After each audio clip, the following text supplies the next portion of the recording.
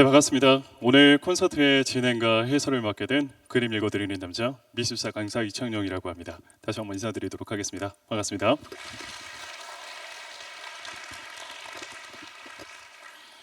저는 지난 10년 동안 유럽에 있는 각지의 미술관들, 예를 들어 로마에 있는 바티칸, 그리고 파리에 있는 루브르, 그리고 오르세이 미술관 근처에서 사람들에게 그림이라는 것에 대해서 안내를 해드리는 도슨트라는 일을 쭉 해오다가 지금은 한국에 귀국해서 미술사 전문 강사로 활동을 하고 있는 미술사 강사 이창용입니다. 제가 유럽에서 생활을 하면서 들었던 생각 중에 하나가 현지인들은 정말 많이 클래식 연주를 생활 속에서 많이들 즐기고 있더라고요. 그런데 한국에서는 우리는 클래식 공연을 조금은 어렵게 생각하기 마련입니다. 그림도 마찬가지예요. 알고 보면 굉장히 쉬운 문화이지만 많은 사람들이 그림이라는 것에 대해서 불편함과 오해들을 좀 가지고 있더라고요. 그래서 이것들을 어떻게 하면 동시에 사람들이 편안하게 즐겨볼 수 있을까라고 고민을 하다 만들게 되었던 콘서트가 오늘 여러분들께서 찾아오신 앙리 마티스의 음악적 영감과도 같은 콘서트라고 생각하시면 되실 것 같아요. 오늘 우리는 위대한 화가 앙리 마티스의 명작 8작품과 그와 어울리는 아름다운 음악들을 함께 만나보시도록 할 텐데요. 이 남자가 바로 오늘의 주인공 앙리 마티스입니다.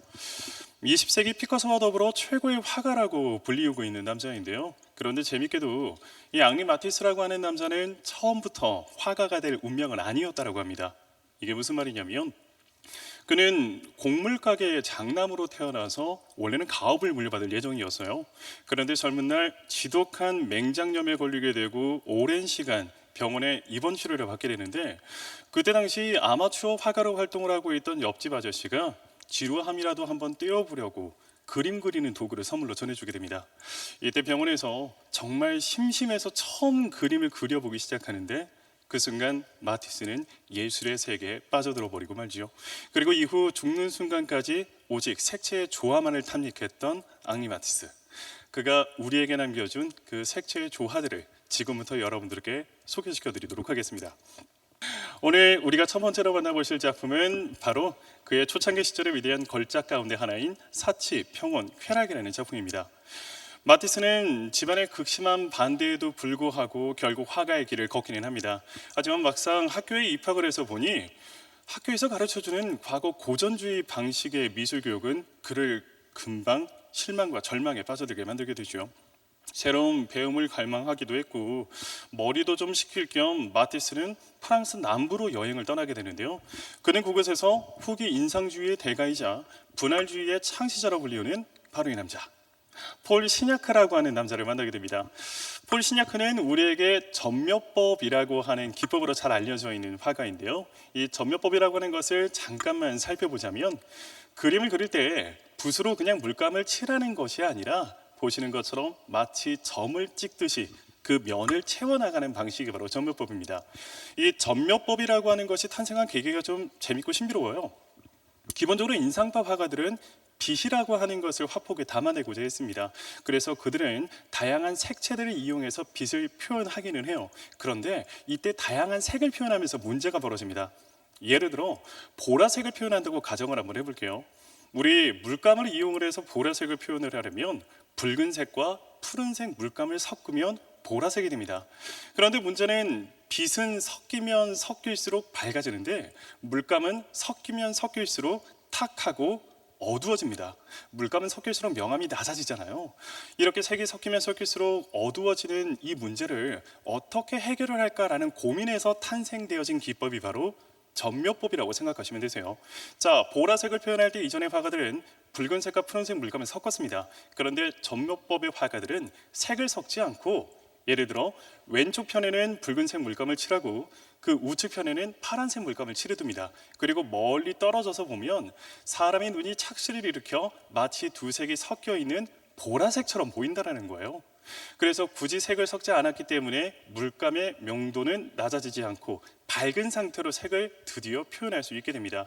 이게 그때 당시에는 너무나도 획기적인 방법이었기 때문에 많은 인상파 화가들이 이 점묘법에 빠져들기 시작해요. 폴 시냐크뿐만 아니라 모네, 마네, 드가, 르나르, 시슬리, 그리고 여러분들께서 잘 알고 있는 빈센트 반 고흐마저도 이 점묘법으로 그림을 그려보기 시작합니다. 그때 당시에는 정말 대유행을 했었는데요. 사실 지금까지는 이 점묘법이 잘 이어져 내려오고 있지 않은 이유가 이게 너무 그리기 힘들어요. 여러분들 보시면 다른 화가들은 그냥 붓으로 한번 쓱 칠하면 끝날 일을 점묘법 화가들은 이걸 점을 하나하나 다 찍어야 되다 보니까 작품 제작 기간이 너무나도 오래 걸립니다. 빈센트 반 고도 이와 관련해서 유명한 편지를 한 장 남긴 적도 있죠. 동생 태우에게 보낸 편지의 내용을 보면, 태우야, 점묘법으로 그림을 그린다라는 것은 마치 광부들이 광산에서 일을 하는 그런 중노동과도 같은 일이라고. 점을 찍다 보면 어느 순간 내 눈이 빠져버릴 것만 같구나. 도저히 이런 그림은 더 이상 그리지 못하겠어 라고 이야기를 하며, 고후 역시도 3-4점 정도만 점묘법으로 그림을 그리고 이후에는 기존의 방식으로 그림을 그리는 것을 확인할 수가 있습니다. 앙리 마티스도 마찬가지였어요. 처음에 점묘법을 발견하고 나서는 너무나도 신비롭고 특이하여 이 방식으로 그림을 그리지만 지금 우리가 만나보고 있는 바로 이 작품, 사치평원 쾌락이라고 하는 작품을 그리고 난 이후에는 더 이상은 힘들어서 못 그리겠노라며 이전의 화가들과 같은 방식으로 그림을 그려나가게 됩니다. 아무튼 이 작품을 통해서 색 하나하나의 중요성을 깨달았다는 점 정도만 우리가 의미를 부여하면 좋을 것 같습니다. 자, 작품의 제목은 보시는 것처럼 보들레르의 악의 꽃이라고 하는 시집에 등장하는 그곳에서 모든 것은 오직 사치, 평온, 쾌락이라네 라는 구절에서 제목을 가지고 왔다는 것을 확인할 수가 있는데요. 근데 우리가 어감상으로는 사치, 평온, 쾌락이라고 하는 말이 굉장히 안 좋은 느낌인 것 같아요. 그런데 사실 이게 안 좋은 의미가 아닙니다. 먼저 앞쪽에 등장하는 사치라고 하는 것은 낭비를 부린다라는 말이 아니라 눈이 호강한다, 다시 말해 굉장히 좋은 풍경을 본다라는 뜻이고요. 평온은 말 그대로 평화로운 세상을 뜻하고, 끝에 등장하는 쾌락이라고 하는 것은 성적인 의미를 담고 있는 것이 아니라 보상과도 같은 것, 고생 끝에 받은 선물이라는 의미를 담고 있습니다. 다시 말해 힘겨운 시절이 끝이 나고 평화로운 세상에서 온통 아름다운 것들로 가득 찬 세상, 즉 유럽 사람들이 흔히 이야기하는 유토피아, 천국을 지칭하는 단어라고 생각하시면 되실 것 같아요. 자, 앙리 마티스는 이 작품을 통해서 우리에게 지금 천국을 소개하고 있습니다. 그래서 저는 이 작품에 어울리는 음악으로 드뷔시의 달빛이라는 곡을 선곡해 보았습니다. 28살의 드뷔시는 이탈리아 북부 베르가모라고 하는 지역으로 여행을 떠나게 되는데요. 흔히들 유럽 사람들은 이 이탈리아 북부 베르가모를 지상의 천국, 유토피아라고 이야기를 합니다. 얼마나 아름답길래 이런 이야기가 나오는지 사진으로 한번 만나보시도록 할 텐데요. 여기가 바로 베르가모의 모습입니다. 보통 다른 곳에서 공연을 할 때는 이 사진들이 나오면 와 하고 탄성이 나오는데 전혀 반응이 없으시네요. 자, 아무튼 이 아름다운 베르가모로 여행을 하던 드뷔시는 이곳이 바로 지상의 천국이구나 라고 감동을 받으며 베르가마크스라고 하는 모음곡을 발표하게 돼요. 베르가마크스라고 하는 말은 불어로 베르가모를 떠올리며 라는 의미를 담고 있으니까 쉽게 우리말로 의역하면 베르가모를 여행을 하며 감동받아 작곡한 4개의 음악 모음집 정도로 생각하시면 되실 것 같아요. 그 중에 세 번째 곡이 바로 잠시 뒤에 여러분들께서 만나보실 달빛이라고 하는 곡입니다.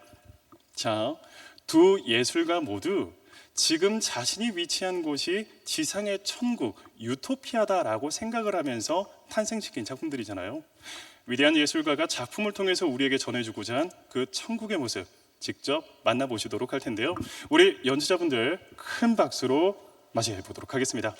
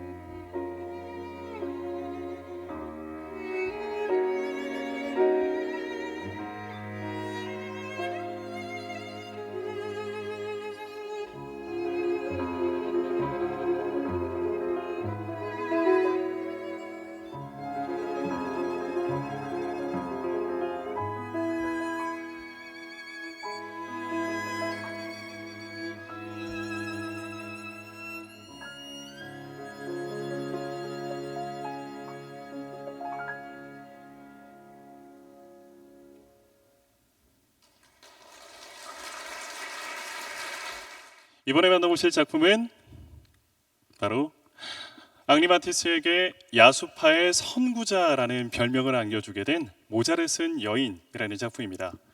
자, 기존에 프랑스 미술계를 주름잡고 있었던 인상파 화가들은 그림을 그리는 방식이 굉장히 단순했습니다. 찰나의 순간 외부로부터 자신이 받은 인상을 그대로 그림으로 옮겨 담게 그리게 되죠. 자, 인상을 그대로 그림으로 그렸다라고 해서 인상파라고 부르는 겁니다. 굉장히 단순해요. 그런데 앙리 마티스는 이와는 반대로 외부에서 받은 인상이 아니라 자기 내면에 담겨져 있는 인상, 그러니까 자신의 내면의 감정을 그림으로 옮겨 담는 작업을 하기 시작합니다. 그는 자신의 내면의 감정을 오직 색의 조화를 통해서만 표현하려고 했었던 사람이었어요. 기존의 법칙처럼 정해져 있었던 색의 배치법들은 모조리 무시한 채 오직 자신의 감정을 통해서만 이 색들을 배치하기 시작합니다. 그래서 마티스에게 가장 중요한 것은 지금 그림 속에 담겨져 있는 형태가 아니라 그 형태를 채워가고 있는 이 색들이 어떻게 조화를 이루고 있는가, 이거 하나만이 그에게 가장 중요한 작업이었다고 생각하시면 될 것 같아요.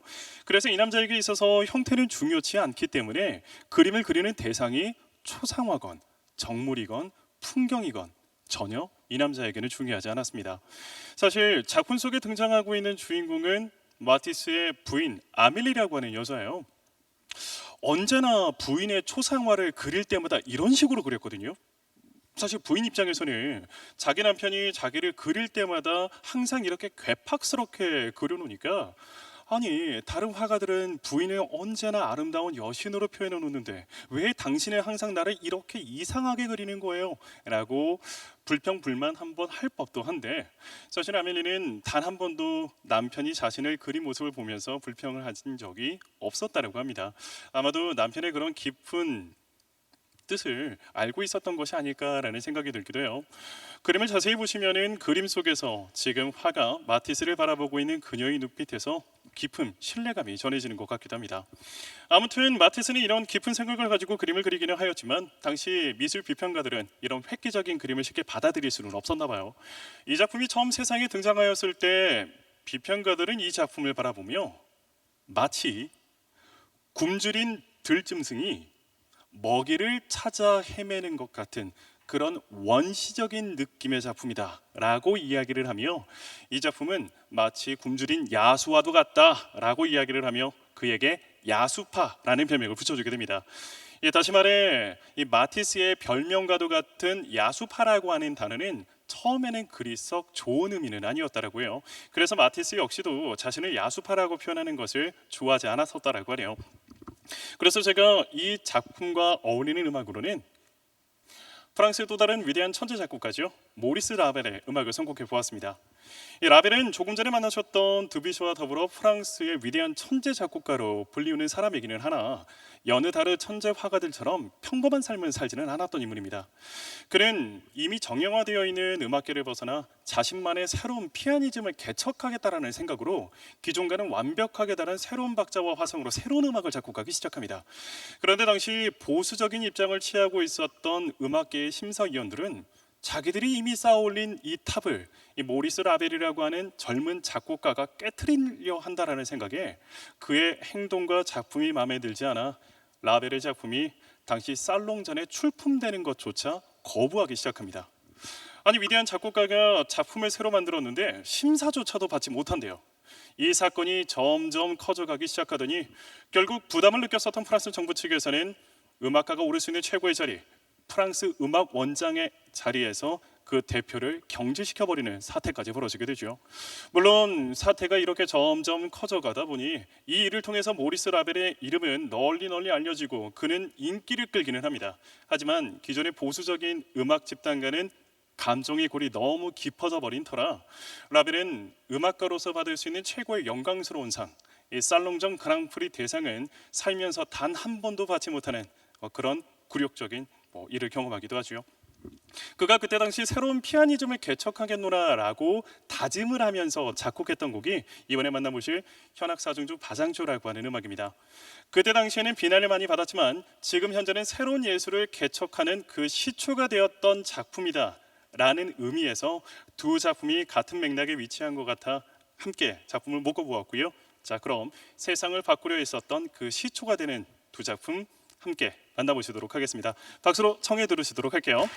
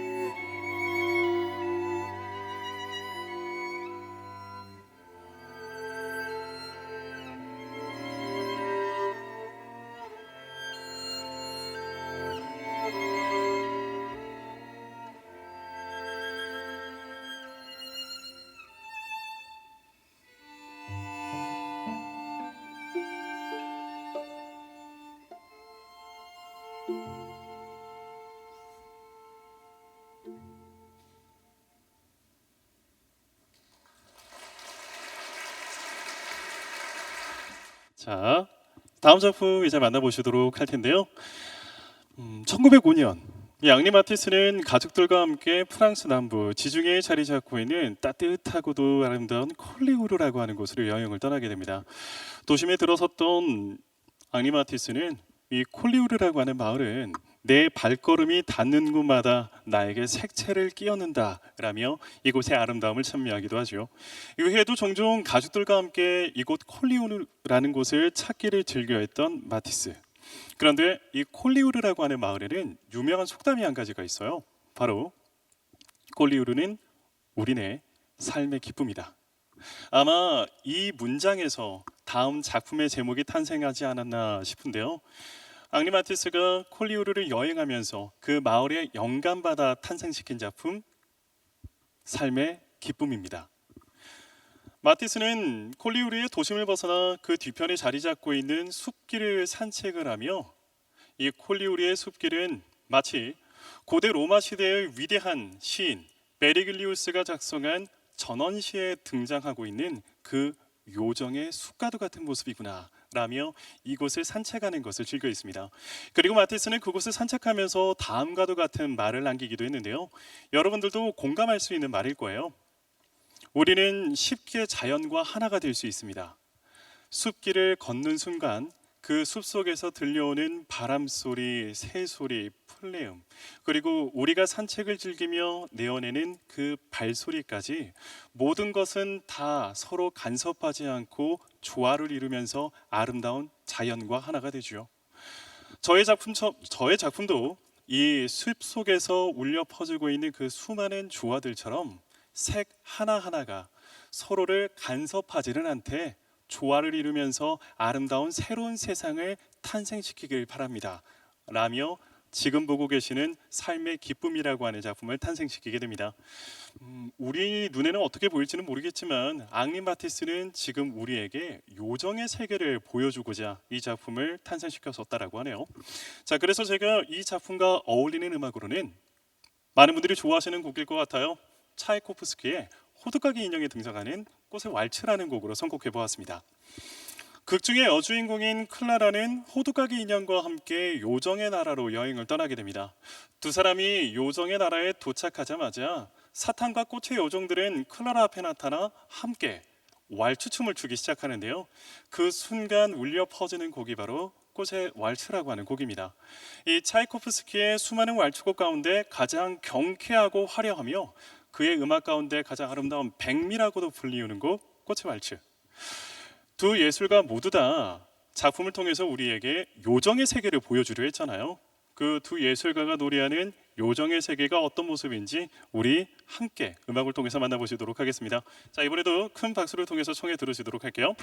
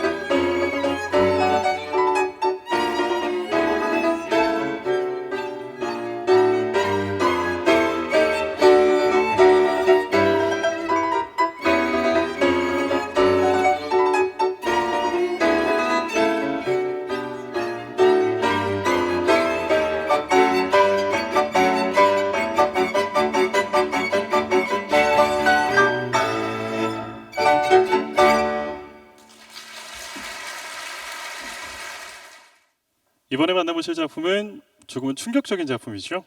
앙리 마티스의 가장 유명한 작품이기도 하고 그때 당시 큰 센세이션을 일으켰던 춤이라는 작품입니다. 이 마티스라고 하는 작품은 자신이 그림을 그리는 방식을 다음과 같이 설명을 했어요. 늪 깊은 곳에서 오랜 시간 발효를 통해 수면으로 터져 나오는 한 방울의 공기방울 같다고.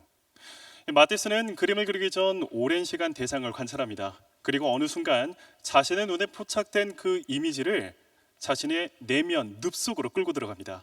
그리고 자신의 감정으로 새로운 이미지로 형상화된 그 모습을 화폭에 옮겨 담기 시작하죠. 마티스는 자연에 종속되어서 똑같은 모습으로 그림을 답습하는 것은 좋은 그림이 아니다라고 이야기를 했어요. 똑같이 그리지 말고 그 내면을 꿰뚫어보고 그 모습을 자신의 감정에 맞게 새로운 이미지로 그려내라. 그런데 그 과정에서 복잡해지면 복잡해질수록 아름답게 그리려 하는 사람의 본능에 의하여 거짓이 더해질 수 있으니 그림은 단순하고 명료할수록 본질을 더 가까이 그릴 수 있다라고 이야기를 했습니다. 굉장히 좀 어려운 말이에요. 쉽게 이야기를 하자면 그림 그릴 때 그냥 똑같이 그리려고 하지 말고 내면을 그려라. 그런데 복잡하게 그리면 거짓이 더해지니까 최대한 단순하게 그리려 하라. 그리고 그 표현하는 방식에는 여러 가지가 있겠지만 나는 그 표현 방식을 오직 색의 조화 이것 하나만으로 담아내려 했다라고 이야기를 하고 있습니다. 아무튼 그러한 방식으로 만들어진 그림이 지금 보고 계시는 춤이라고 하는 작품입니다. 하지만 작품 자체가 워낙 충격적인 작품이다 보니 그때 당시 비평가들은 욕설에 가까운 평가들을 남겼고요. 심지어 평소 마티스가 의지하던 그의 동료들마저도 혹평을 가하기 시작합니다. 믿었던 사람들에게마저 상처를 받았던 마티스는 그림을 그린다라고 하는 것은 투쟁과도 같은 일이며 비록 나는 상처받았지만 끝까지 포기하지 않고 나의 길을 걸어가겠노라며 다시 한번 다짐을 하며 그림을 그려나갑니다. 현재는 새로운 미술의 지평을 열었던 위대한 작품이라고 평가받고 있기는 하지만 아직도 많은 분들이 어려워하시는 그림이에요. 그래서 제가 지금도 많이 어려워하고 있는 이 그림에 어울리는 작품으로는 눈치채시는 분들이 벌써 있으실 것 같아요. 바로 아직도 많은 분들이 어려워하시는 작곡가죠. 바로 이고르 스트라빈스키의 작품을 선택해 보았습니다. 스트라빈스키는 불세라는 작품을 통해서 프랑스에서 일약 스타의 자리에 오릅니다. 하지만 뻔한 음악이 아니라 자신만의 새로운 음악을 만들어내겠노라며 그는 기존에 법칙화되어 있었던 화성과 박자들을 다 무시한 채 오직 본능에 가까운 음악으로만 봄의 제전이라고 하는 작품을 만들게 되죠. 처음 이 봄의 제전이라고 하는 작품이 파리에서 초연되었을 때 당시 극장에 있었던 사람들은 무대 위로 쓰레기를 집어던지고 비명을 지르면서 충격과 공포에 가까운 작품이었느라며 호평을 가하게 됩니다. 물론 지금 현재도 많은 분들은 이 봄의 제전이라고 하는 작품을 들으시면서 공감하지 못하고 이해하지 못하시는 분들이 더 많으세요. 그런데 여러분들은 예술 작품을 감상하실 때 내가 이해하지 못한다라는 것에 대해 부끄러워하실 필요 없습니다. 그게 나쁜 게 아니에요. 그냥 성향의 차이일 뿐입니다. 보통 미술계에서는 미술을 감상을 할 때 사람들의 성향을 보수적이다, 진보적이다라고 쉽게 이야기를 합니다. 예를 들어 내가 그냥 눈으로만 보았을 때도 충분히 아름답고 나의 감정을 흔드는 작품을 좋아하는 사람들, 그러니까 옛날 스타일의 그림들을 좋아하는 사람들을 보수적인 성향을 가지고 있다라고 이야기를 하고요.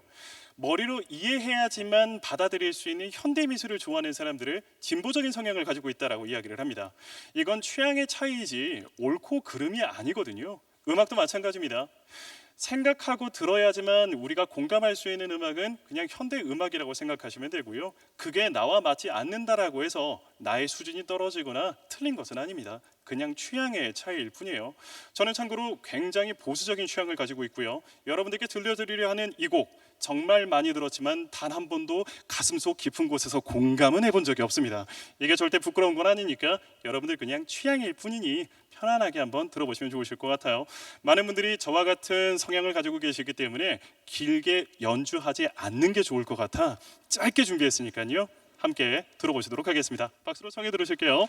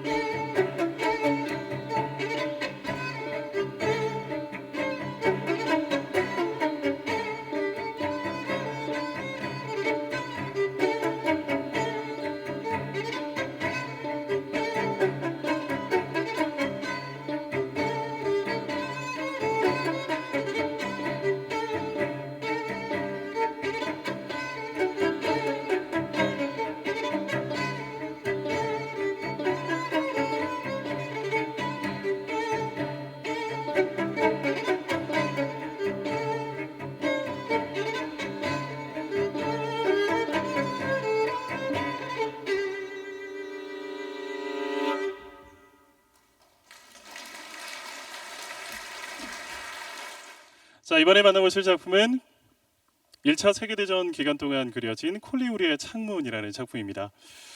1914년 8월 3일 독일은 프랑스에 전쟁을 선포하게 됩니다. 그리고 개전한 지 불과 한 달 만에 이 독일의 군대가 파리 코앞까지 진격하게 이르게 되죠.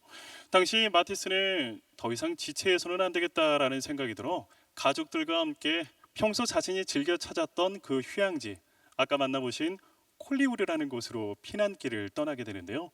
바로 마티스가 그 피난 생활 중에 그렸던 작품이 바로 지금 보고 계시는 이 작품입니다. 자, 그런데 작품을 조금 자세히 보셔야 할 것 같아요. 지금 보시면 마티스가 창밖을 통해 바깥을 보고 있는 순간입니다. 창문이 현재 활짝 열려 있어요. 방 안쪽으로 열려 있습니다. 그리고 창문이 명암이 정확하게 드러난 것으로 보아 아마 이 그림이 그려지는 시간대는 낮인 것 같아요. 그런데 창밖은 칠흑처럼 어둡습니다. 마티스는 전쟁은 문명의 수치다라고 이야기를 하며 지금 전쟁의 잔혹한 학살이 벌어지고 있는 저 바깥 풍경을 도저히 표현할 수 없노라라고 이야기를 하며 이전에는 요정의 세계와도 같았던 이 아름다운 콜리우르의 풍경을 어두운 칠흑으로 칠하고 있는 것을 확인하실 수가 있습니다. 이 세르게이 프로코피예프라고 하는 남자는 러시아 출신의 위대한 작곡가로서 이 마티스와 동시대에 살았던 인물입니다. 실제로 두 사람은 친분이 있기도 했어요. 그래서 이 세르게이라고 하는 남자는 마티스에게 술 한잔하며 자신의 초상화를 그려달라 부탁하기도 하죠. 그때 술 한잔 얻어 마시고 그려준 초상화가 바로 이 작품이라고 보시면 되겠네요. 당시 러시아 출신이었던 이 남자, 1차 세계대전이 끝나자마자 1919년 러시아에서 여러분들 모두 알고 계시는 사회주의 혁명, 볼세비키 혁명이 터져버리게 돼요. 당시 혼란한 고향을 뒤로하고 세르게이는 아내와 함께 여러 유럽 나라들을 망명하며 피난 생활을 이어나갑니다. 그리고 고향의 안정을 찾게 되자 다시 고향 러시아로 되돌아오기는 했는데 얼마 지나지 않아 러시아에서는 2차 세계대전이 발발해 버리게 되네요. 2차 세계대전이 발발하고 난 직후 러시아에서는 외국인에 대한 핍박과 차별이 굉장히 심했어요. 그런데 문제는 세르게이 부인인 리나라고 하는 여자가 스페인 출신의 외국인이었습니다. 당시 리나는 간첩 누명을 쓰면서 결국 감옥에 수감당하는 처지에까지 놓이게 되죠. 잔혹한 전쟁이 펼쳐지는 순간 사랑하는 자신의 부인까지 감옥으로 끌려가게 되자 그 고통을 참을 수 없었던 세르게이는 자신의 그 참담한 고통과 아픔을 음악으로 승화하기 시작합니다. 그렇게 해서 탄생된 작품이 바로 함께 만나보실 현황 사중주 2번과 함께 등장하는 여러 가지의 음악들인데요. 두 위대한 예술가가 전쟁을 경험하며 자신이 겪었던 고통을 작품으로 승화시켰잖아요. 그 두 예술가가 전쟁을 경험하며 느꼈던 감정들이 어떤 감정들인지 작품을 통해 한번 만나보시도록 하겠습니다. 우리 큰 박수로 청해 들으시도록 할게요.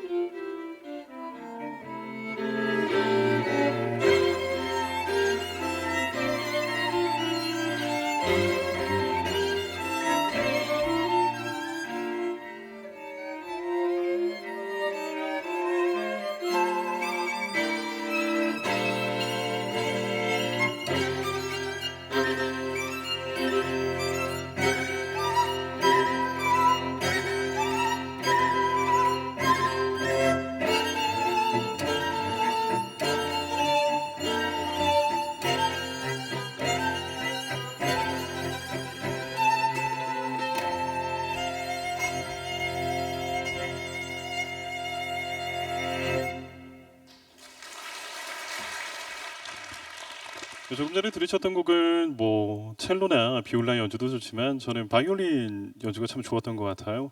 세르게이 프로코피에프가 아내를 그리워하면서 절규하는 듯한 뭐 그런 느낌이 전해지는 것 같기도 하고요. 자, 이번에는 조금 따뜻한 작품으로 넘어가 보도록 할게요. 자, 이번에 만나실 작품은 바이올린 케이스가 있는 풍경이라는 작품입니다. 전쟁이 끝나고 나서 평화가 다시 찾아오자 앙리 마티스는 프랑스 남부의 유명한 휴양지죠, 니스라는 곳으로 여행을 떠나게 됩니다. 아름다운 니스 해안가가 내려다 보이는 호텔의 여정을 풀고 호텔 창문을 열자 보시는 것처럼 남프랑스의 따뜻한 햇살과 바람이 방 안으로 쏟아져 들어오기 시작합니다. 마티스는 여행을 떠날 때마다 항상 준비하는 것이 두 가지였다라고 해요. 바로 그림 그리는 도구와 바이올린이었습니다. 마티스는 바이올린 연주 실력이 상당했었다라고 해요. 실제 사람들 앞에서 연주하는 것도 즐겨 했었고 언제나 여행을 떠나면 그 여행지에서 바이올린 연주를 즐겨 하기도 했었다라고 합니다. 여러분들 그림을 자세히 보시면 좌측 하단 부분에 지금 소파 위에 바이올린 케이스만 덩그러니 놓여져 있는 것을 확인하실 수가 있습니다. 아마도 마티스는 지금 이 그림 속에서 아름다운 프랑스 남부의 해안가를 내려다보며 즐겁게 바이올린을 연주하고 있는 순간이 아닐까라는 생각이 들기도 하네요. 그래서 제가 이 작품과 어울리는 음악으로는 프랑스 현대 음악의 아버지라고 불리우는 가브리엘 포레의 시실리아느라고 하는 곡을 선곡해 보았습니다. 많은 분들이 잘 아시는 오페라요, 바로 펠레아스와 멜리장드라고 하는 작품의 제2악장 오프닝 곡으로도 삽입되고 있는 곡인데요. 이야기를 잠깐만 좀 드려보자면 작품 속에서 여주인공인 멜리장드가 남편에게 선물 받은 반지를 그만 샘에 빠뜨려 버립니다. 어떻게 하나 하고 전전긍긍하고 있는 그 순간 남자 주인공인 펠레아스가 다가와서 그녀를 위로하는 그 순간 두 사람은 서로의 마음을 확인하고 사랑에 빠져버리기 시작합니다. 바로 이 순간에 흘러나오는 곡이 바로 시실리아느라고 생각하시면 되세요. 자, 아름다운 두 젊은이가 사랑에 빠지는 순간에 연주되는 곡이래요. 그럼 많은 분들께서는 아마 굉장히 평화롭고 달콤한 그런 음악이 연주될 거야 라고 예상하시겠지만 사실 음악을 들어보시면 달콤하지만은 않아요. 중간중간 계속 긴장감이 맴돌고 있다는 것을 쉽게 느껴보실 수가 있습니다. 그도 그럴 것이 사실 이 두 사람의 사랑은 쉽게 용인될 수 있는 사랑은 아니에요. 왜냐하면 이 남자 주인공인 펠레아스가 바로 여자 주인공 멜리장드의 도련님이에요. 자, 다시 말해 지금 자기 남편의 남동생, 그러니까 지금 자기 형의 부인인 형수와 사랑에 빠진 그런 막장 드라마라고 생각하시면 되세요. 두 사람의 앞으로의 앞날이 어떻게 될지 뻔하잖아요. 그래서 앞으로 펼쳐질 그 두 사람의 불운이 작품 속에 묻어나고 있다라고 생각하시면 좋으실 것 같습니다. 그래서 음악 중간중간에 긴장감이 함께 느껴진다라고 보시면 될 것 같고요. 자, 두 작품 함께 만나보시도록 할 텐데 조금 전에 설명드린 것처럼 지금 바이올린 케이스가 있는 풍경이라는 작품 속에서 마티스가 여러분들께 바이올린을 연주하고 있는 순간이잖아요. 지금 흘러나오고 있는 이 곡은 마티스가 우리에게 연주해주는 곡이다라고 생각하시면서 들어보신다면 작품이 좀 더 우리에게 가까이 다가오지 않을까 싶어요. 물론 마티스는 바이올린을 연주하기는 했지만 같은 음악이다라고 생각하시면서 들어보시면 좋으실 것 같습니다. 자, 첼로 독주곡 우리 박수로 함께 청해 들어보시도록 하겠습니다.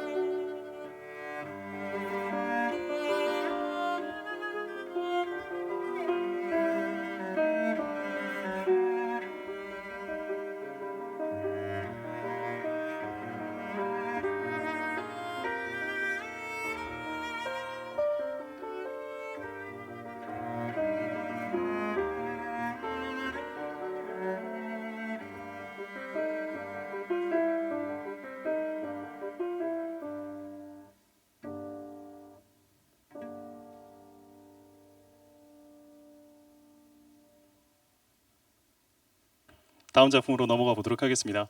이번에 만나보실 작품은 리디아의 추상이라는 작품입니다.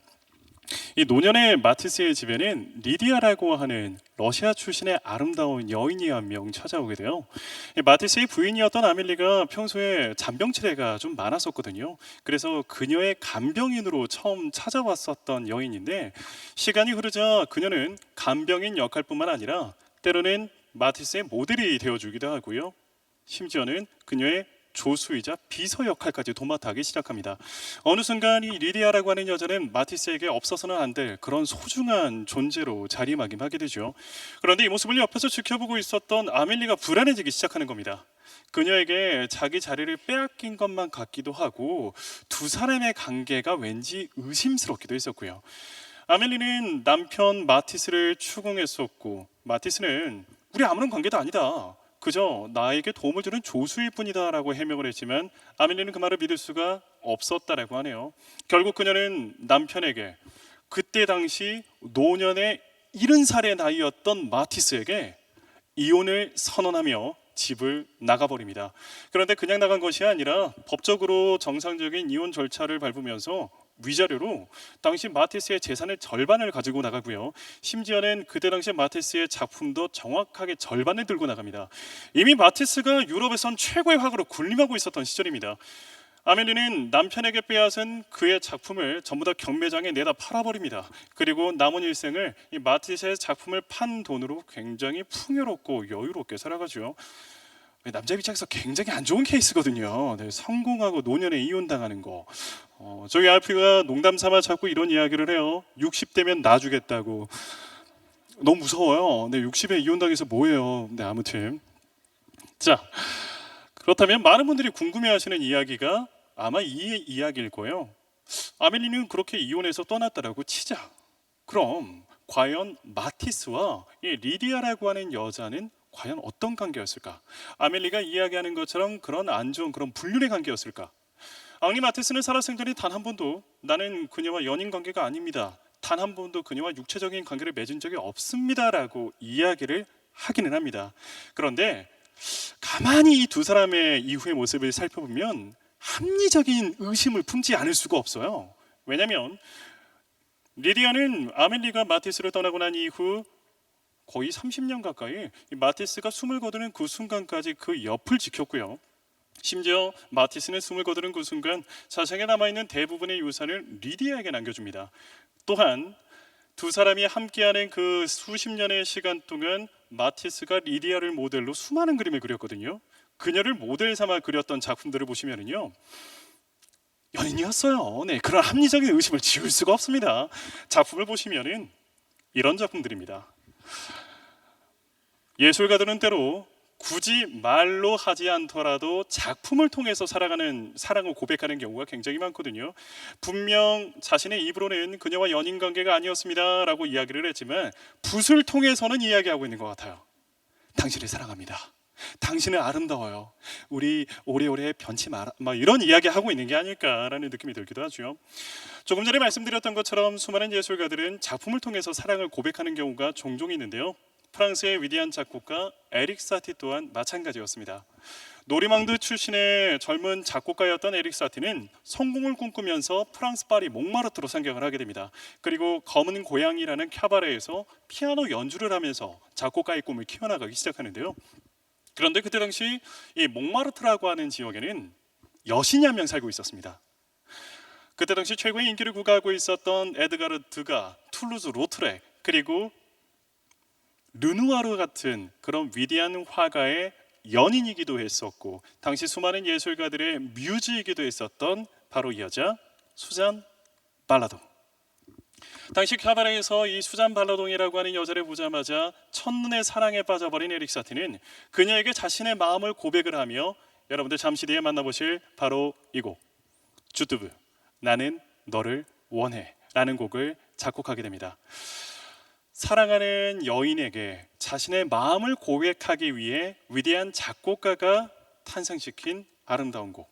어떤 음악인지 들어보시기 전에도 충분히 곡의 느낌이 전해지실 텐데요. 자, 과연 수잔 발라동이 이 음악을 듣고 에릭 사티의 마음을 받아 주었는지는 우리 곡 들으시고 난 이후에 이야기를 이어가 보도록 하겠습니다. 우리 박수로 또 청해 들으도록 할게요.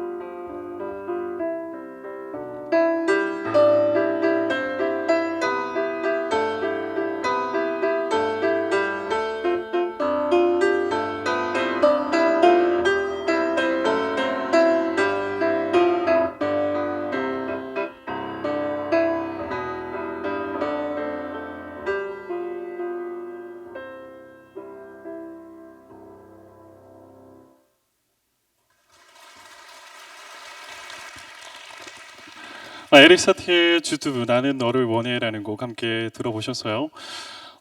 결과는 뭐 음악 들으시니까 바로 아시겠죠. 사실 이렇게 생긴 남자가 이런 음악을 들고 찾아와서 사랑을 고백하는데 세상 어떤 여자가 그런 사랑을 거부할 수가 있겠어요? 두 사람 그때부터 사랑이 시작되고 몽마르트에서 동거 생활에 들어갑니다. 그런데 이후 한 2년쯤 지나서 큰 사건이 한번 터지게 되는데요. 그 사건이 어떤 사건이었고 그때 에릭 사티가 작곡한 음악이 또 어떤 음악이었는지는 다음 공연 때 들려드리도록 하겠습니다. 네.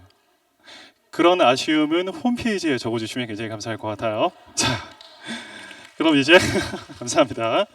마지막 곡으로 넘어가 보도록 할게요. 우리 벌써 이제 마지막 작품이네요. 자, 오늘 여러분들께 마지막으로 전해드릴 작품은요. 이 앙리 마티스라고 하는 남자는 노년에 이르게 되면 암 수술도 받게 됐고 죽을 고비를 두 번이나 넘기게 돼요. 이때부터 몸은 점점 쇠약해져 갑니다. 결국 몸의 모든 근육과 관절들은 굳어져 가기 시작하고요. 시력은 마치 눈앞에 안개가 낀 것 마냥 뿌옇게 흐려지기 시작합니다. 하지만 그런 절박한 상황이었음에도 불구하고 마티스는 예술에 대한 열정을 꺼트릴 수는 없었어요. 이 손이 떨리는 바람에 더 이상 붓칠을 할 수는 없었기 때문에 그는 붓칠을 하는 대신 보시는 것처럼 색종이를 오려 붙이는 것으로 작품을 표현하기 시작합니다. 제가 오늘 여러 번 말씀드렸어요. 이 앙리 마티스라고 하는 남자는 작품을 표현하는 방법이 딱 한 가지라고. 자기 작품 속에 색들이 어떻게 조화를 이루고 있는가, 이것이 그의 예술에서 가장 중요한 점이라고 말씀드렸잖아요. 색의 조화를 표현할 수만 있다면 자신이 색을 칠하던 색종이로 오려 붙이건 전혀 문제가 되지 않는다라고 생각을 했기 때문에 앙리 마티스는 말년에 이렇게 종이를 오려 붙이는 방식으로 작품을 이어나가기 시작합니다.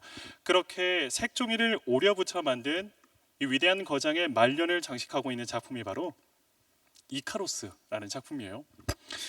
참고로 이카로스는 그리스 신화 속에 등장하는 인물로 미로에 갇히게 되자 그곳을 탈출하기 위해 밀랍으로 날개를 제작하게 됩니다. 그리고 그 순간 그 미로를 탈출하게 되죠.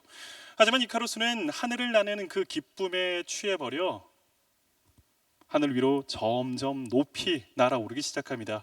그러더니 결국 그 태양열에 의하여 밀랍이 녹기 시작하고 결국 추락해버리게 되죠. 작품은 지금 이카루스가 날개를 잃고 지상으로 추락하고 있는 그 순간의 모습을 표현해 놓은 것 같습니다. 자세히 보시면 이카루스는 날개를 이미 잃어버렸음에도 불구하고 포기하지 못하고 계속 손으로 날개짓을 하며 허우적거리고 있는 모습을 발견할 수 있네요. 저는 이 작품을 가만히 보고 있노라면 아마 이 작품은 말년의 마티스가 이카루스를 통해 자기 자신의 모습을 표현한 자화상과도 같은 모습이 아닐까라는 생각을 해봅니다. 이미 몸은 저렇게 까맣게 타들어버려 늙어버린 상황이지만 끝까지 포기하지 않고 휠체어 위에 올라앉아 종이를 오려 붙이고 있는 그 자신의 마치 허우적거리고 있는 모습이 저런 모습이지 않았을까. 내 몸은 이미 늙어버렸지만 저 가슴 속에 붉게 타오르는 예술에 대한 열정은 아직 꺼지지 않았노라며 자기 자신의 모습을 이렇게 표현하지 않았나라는 생각이 들기도 합니다. 이렇게 거장의 마지막을 아름답게 장식하고 있는 이 이카루스라는 작품에는 아마 이 곡이 가장 어울리지 않았나라는 생각이 들어요. 바로 구스타브 말로의 아다지에토라는 곡입니다. 개인적으로 제가 클래식 음악 가운데 가장 좋아하는 음악이라서 이 콘서트 때 항상 마지막 곡으로 이 곡을 꼭 장식하고 싶다라는 개인적인 사심이 좀 많이 반영이 되어 선곡을 하기도 했는데요. 이 구스타프 말러라고 하는 남자는 그때 당시 오스트리아 빈 왕립 오페라단을 이끌고 있었던 사람이었습니다. 그러나 말러는 어느 날 당시 빈 사교계의 여왕이라고 불리우는 바로 이 여자 알마 신들러라고 하는 여자를 만나게 되죠. 그녀를 보자마자 사랑에 빠져버렸던 구스타프 말러는 사랑을 점점 키워나가다 결국 그녀에게 자신의 마음을 고백하고 싶어 잠시 뒤에 들어보실 아다지에토라는 곡을 작곡하게 됩니다. 곡을 완성시키고 그녀에게 작품을 선물하며 당신에 의한, 당신을 위한, 당신의 모든 것들을 다 이 곡에 담아내었습니다 라고 고백을 하죠. 당시 알마 신들러는 이 음악을 듣자마자 말로의 사랑을 받아줍니다. 그리고 두 사람은 결혼 이후 행복한 결혼 생활을 이어나갈 거라 믿었지만 두 사람의 행복은 그리 오래가지만은 않았어요. 말러는 그녀와 결혼 직후 두 사람 사이에서 태어난 사랑스러운 딸을 금방 잃어버립니다. 그리고 그 슬픔 때문이었는지 말러 역시 얼마 지나지 않아 심장병으로 세상을 떠나버리게 되죠. 두 작품 다 위대한 거장의 마지막을 장식해주는 작품이라는 면에서 참 어울리는 곡이 아닌가 싶기도 합니다. 그런데 아다지에토라고 하는 곡은요, 분명 사랑하는 여인에게 자신의 마음을 고백하기 위하여 작곡한 곡입니다. 조금 전에 만나보셨던 에릭 사티의 주투브라는 곡과 의미가 같아요. 그런데 느낌은 좀 다르실 겁니다. 이건 말로의 입장에서 생각해 보시면 쉽게 이해할 수 있는 부분인데요. 자, 그때 당시 에릭 사티는요, 손해볼 게 없었어요. 왜냐하면 수잔 발라돈과 전혀 아는 사이가 아니었었거든요.